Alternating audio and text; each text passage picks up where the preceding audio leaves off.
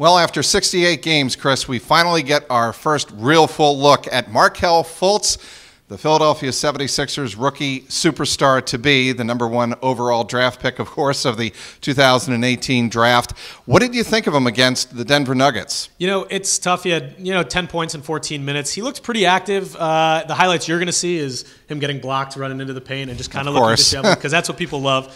But he was actually pretty active on both sides of the ball. I was pretty impressed. His shot looks a little better, a little more confident. So that's a plus. But again, it's all about the 2017 draft class battles. So we're talking about Jason Tatum against Markelle Fultz.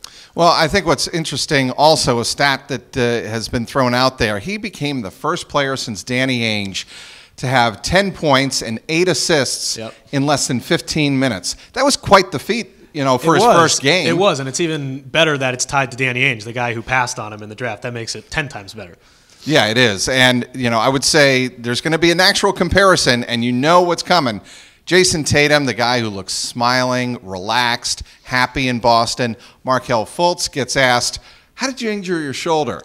Dead silence to the Philadelphia media. Yeah. I think that dynamic going forward is going to be really interesting to watch. Not just the rest of the regular season, but both of these teams are heading to the playoffs. Yeah, they're definitely different players, but they're also different people and how they react to the media and stuff. So it definitely would have been interesting to see how Fultz would have dealt with the Boston media as opposed to the Philadelphia media. But, I think Tatum kind of fits in a little more. He's a little more animated than Markelle Fultz, and I think Boston fans like that. And I personally like it. I do too, but I have a different read, Chris. Yeah. I think when he got asked that question by the Philadelphia media after the game Monday night against Denver, I think clearly he was told, don't say a freaking word about how you injured it. And that would explain the dead silence. There wasn't any uncomfortable wincing or ums and ahs. It was dead silence. Yeah. To me, that's a signal he got told to keep your mouth shut. Yeah, keep his mouth shut. That would make sense. Yeah, and I think, going forward also, Jason Tatum, Al Horford made the argument that Jason Tatum should be the Rookie of the Year based on what he's done for the Celtics in the regular season, how many injuries the Celtics have gone through, and it's been Jason Tatum, one of the guys that's really helped them, really pick up the slack. Yeah, you can't doubt the contributions of Jaylen Brown and Jason Tatum. I mean, the young guys have stepped up and really proven the depth that this team has. Also proven the coaching ability of Brad Stevens. That's been a great storyline. But I'm just in love with the storylines of going back and forth between the draft class, whether it's Fultz against Tatum the other night, facing off against Josh Jackson, and Celtics Twitter blowing up and defending Tatum with all their might. So it's an enjoyable storyline. This is a huge reach I'm about to make.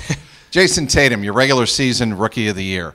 Markelle Fultz, your playoff Rookie of the Year. You never know. It's definitely a stretch, but you never know. It would definitely make for some That would mean that the content. Sixers would have to advance. Yeah, they would, and it would definitely make for some tremendous content. But again, that's quite the stretch. I don't think that'll happen. I'm not quite sure. I think it's, look, like we have said all along, Chris, these two names, Jason Tatum and Markelle Fultz, are going to be tied together for as long as they're in the NBA. Forever. It's going to be a fascinating storyline to watch.